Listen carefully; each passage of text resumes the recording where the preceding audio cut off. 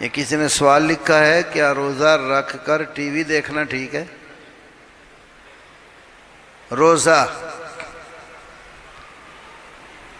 روزہ انسان کو ہر اس کام سے روکتا ہے جس میں اللہ کی نافرمانی ہو۔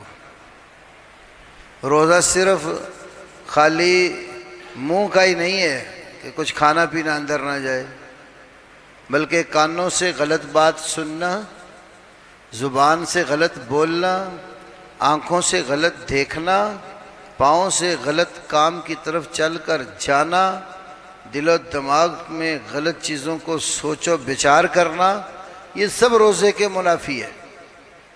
نبی صلی اللہ علیہ وسلم نے فرمایا من لم یدع قول الزور والعمل به فلیس للہ حاجۃ فی ان یدع طعامہ وشرابہ۔ جس شخص نے روزہ رکھ کر جھوٹ کہنا، جھوٹ پر عمل کرنا ترک نہیں کیا، اللہ تعالیٰ کو اس کے بھوکا اور پیاسا رہنے کی کوئی حاجت نہیں ہے۔ تو ٹی وی پر جو نشریات سامنے آتی ہیں، خیر کا اگر 1% حصہ ہے تو 99% خرابی ہے۔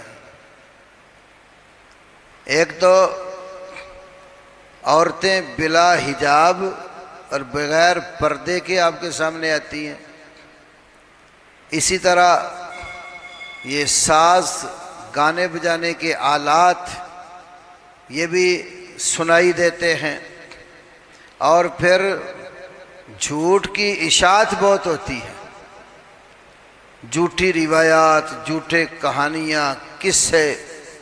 وہ لوگ ان دنوں ٹی وی پر بیٹھ کر مفتی بنے ہوتے ہیں جن کو اسلام کی الف و با کبھی پتہ نہیں ہوتا، عجیب و غریب قسم کے فتاوے، کہانیاں، قصے وہ شروع ہو جاتے ہیں۔ تو حالت روزہ میں تو جھوٹ بولنا، جھوٹ سننا، جھوٹ پر عمل کرنا روزے کو خراب کر دیتا ہے۔ پھر مرد و زن کا اختلاط جو اسلام میں بالکل ممنوع، نبی صلی اللہ علیہ وسلم نے غیر محرم مردوں کے ساتھ غیر محرم عورتوں کا اٹھنا بیٹھنا اس کی قطعاً اجازت نہیں دی۔ ٹی وی میں ایک طرف مرد اینکر ہے، ساتھ دوسرے لیڈیز اینکر ہے، دونوں بلا حجاب گپیں بھی مار رہے ہوتے ہیں، ایک دوسرے کے ساتھ جو نظر کا گناہ ہے وہ بھی کر رہے ہوتے ہیں، اور ہم بھی اس کو دیکھ کر اپنا روزہ خراب کرتے ہیں۔ تو یاد رکھو، حالت روزہ میں ہر اس کام سے اپنے آپ کو بچانا ہے جس سے اللہ کی نافرمانی ہوتی ہو۔ تو اس میں بہت ساری قباحتیں ہیں۔ پھر ایک اور بڑی عجیب سی بات ہوتی ہے، باپ اپنی نوجوان بیٹیاں، اولاد، ان کو اپنے ہمراہ لے کر ٹی وی کے آگے بیٹھا ہوتا ہے۔ اب وہ غیر محرم مردوں کے ساتھ گھومنا پھرنا، ناچنا گانا، وہ باپ کے ساتھ بیٹھ کر بیٹیاں بھی دیکھ رہی ہوتی ہیں۔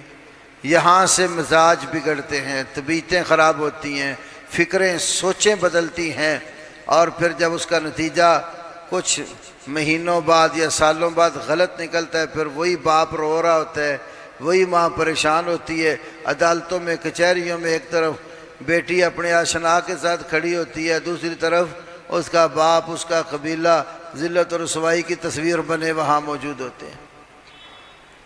اپنی بیٹیوں کی خاص طور پر اور اولاد کی تربیت، اس کا دھیان رکھو کہ آپ کے بچے کیا دیکھتے ہیں، کیا پڑھتے ہیں، کیا سنتے ہیں۔ اس کے اوپر گھر کے نگران کی پوری نظر ہونی چاہیے۔ آپ اپنے بچوں کی صحیح تربیت نہیں کریں گے تو کل کو یہ بچے آپ کے لیے ثواب کا باعث نہیں ہوں گے۔ اگر نیکی سکھائی تو نیکی والا کام کریں گے تو اجر ملے گا، برا کام سکھا کر گئے، دنیا سے چلے گئے تو ایصال ثواب کی بجائے ایصال عذاب ہوگا۔ وہ بچے جو بعد میں غلط کام کریں گے، جو آپ نے ان کو سکھائے ہوئے ہیں، غلط تربیت ساتھ بٹھا کر کی ہوئی ہے، اس میں آپ کا بھی دخل ہے، تو مرنے کے بعد بھی وہ آپ کی جان نہیں اس سے چھوٹنی۔ تو نیک کام خود بھی کرو، اولادوں کو بھی سکھاؤ۔ خود بھی اللہ اور اس کے رسول صلی اللہ علیہ وسلم کی محبت کو عملی طور پر سمجھو، اور اپنی اولاد کے اندر بھی اللہ کی محبت، اللہ کے رسول کی محبت پیدا کرنے کی کوشش کرو۔